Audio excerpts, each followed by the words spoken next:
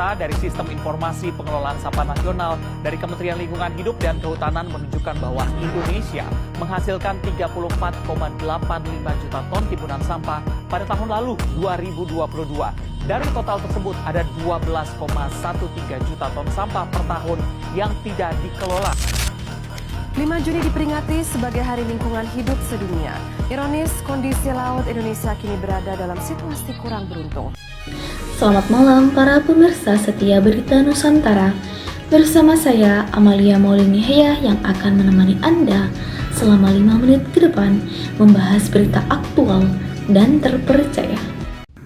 Laut Indonesia kini menghadapi situasi darurat pencemaran sampah. Kementerian Kelautan dan Perikanan melaporkan bahwa setiap tahun sekitar 20 juta ton limbah masuk ke perairan nasional. Sebanyak 16 juta ton berasal dari daratan, melalui aliran sungai, pantai, dan pemukiman penduduk.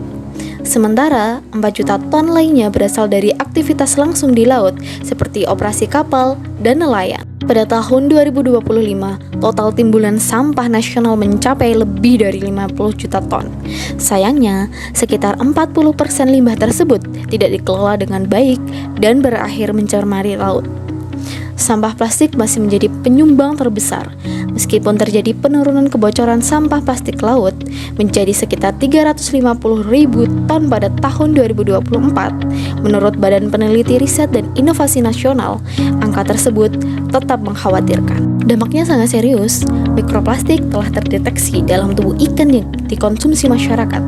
Terumbu karang mengalami kerusakan parah, hutan mangrove terancam punah di banyak wilayah, dan populasi ikan di Laut Jawa serta perairan lainnya menurun drastis. Ancaman ini tidak hanya merusak keanekaragaman hayati, tetapi juga mengganggu mata pencaharian nelayan dan ketahanan pangan nasional. Pemerintah pernah menetapkan target ambisius melalui Peraturan Presiden Nomor 83 Tahun 2018, yaitu mengurangi sampah plastik di laut hingga 70% pada akhir 2025. Namun, capaian hingga kini hanya mencapai 41 hingga 42%. Berdasarkan kajian Tim Koordinasi Nasional Penanganan Sampah Laut, kendala utama meliputi minimnya pengelolaan sampah di tingkat masyarakat, kurangnya infrastruktur pengendalian di sungai-sungai besar, serta rendahnya kesadaran akan pentingnya membuang sampah pada tempatnya. Kini, pemerintah mengarahkan target baru, pengurangan volume sampah yang masuk ke laut hingga 50% pada tahun 2029. Melalui program lintas sektor termasuk penguatan inisiatif laut sebasah dan pengelolaan sampah di wilayah pesisir. Para pakar menegaskan bahwa tanpa perubahan perilaku secara masif dari lapisan masyarakat, upaya ini akan sulit tercapai.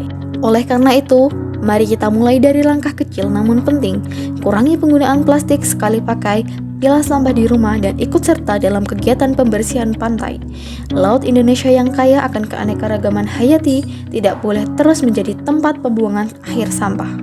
Kita harus menyelamatkannya untuk generasi mendatang. Itu tadi berita lingkungan malam hari ini. Tetap jaga kebersihan lingkungan kita.